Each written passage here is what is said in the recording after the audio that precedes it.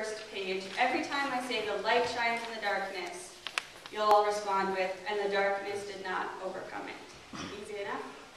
All right, let's pray. Lord, let the words of my mouth and the meditations of our hearts be acceptable in your sight, our rock and our Redeemer. Amen. The light shines in the darkness, and the darkness has not overcome it. Though the story of the resurrection comes as the conclusion to Holy Week and the conclusion of each of the Gospels, Easter is much more of a to-be-continued ending than they lived happily ever after the end kind of ending. At a time of new beginnings, the first day of the week, the first light of the morning, the Marys approach the tomb to see endings. The end of Jesus' life, the end of his once promising story, the end of their hopes and dreams. Today is as good as any to start over and move on. The death of their Lord, their teacher, their Messiah was unfathomable. And his resurrection is just as unfathomable. So unfathomable that they are bombarded with messages. They feel the earthquake beneath them. They see a man whose appearance is like lightning. They hear the voice of an angel. Do not be afraid. He has been raised. The light shines in the darkness. And the darkness did not overcome it. Instead of giving them an ending, the angel gives them a future. He has been raised. The angel doesn't close off the story by saying, he was raised, now go home. He leaves it open-ended. He has been raised. He is going ahead of you. When I was a Greek tutor at the seminary, I used to have to teach students about verb tenses. And I'd always teach them about it by drawing a big timeline on the board and start to explain. So past tense verbs would be a little dot over here, present tense verbs, an X in the middle, future verbs, a little squiggle off to the right.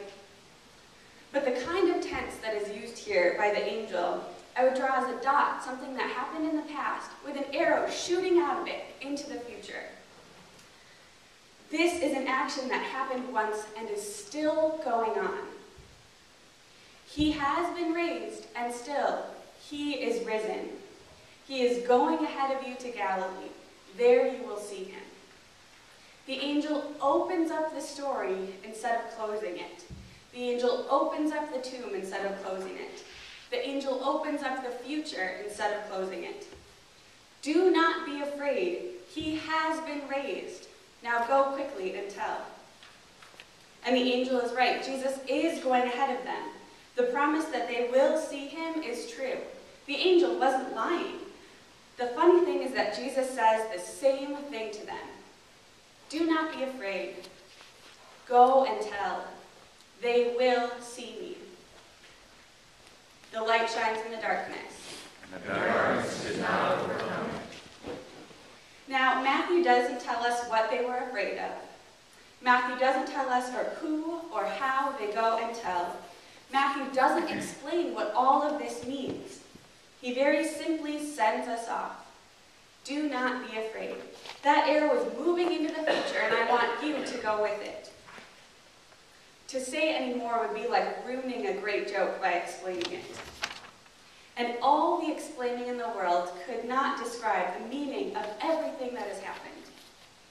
So Matthew offers an announcement instead of annotations. He has been raised. Go and tell. You will see.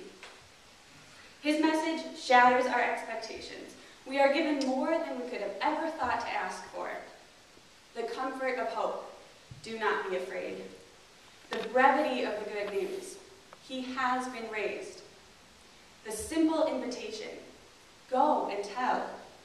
The beautiful promise. You will see. This is certainly no ending. This is only the beginning.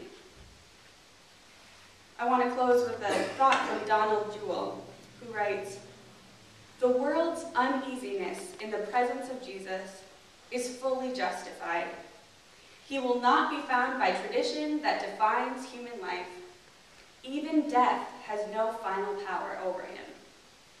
The end only marks a new beginning, a beginning of the good news that Jesus, the one who is the ultimate threat to our autonomy, now becomes our source of life. It is only fitting that just as the tomb will not contain Jesus, neither can Matthew's story. Jesus is not bound by its ending. He continues into the future God has in store for the creation. A light shines in the darkness, and the darkness did not overcome it. Amen.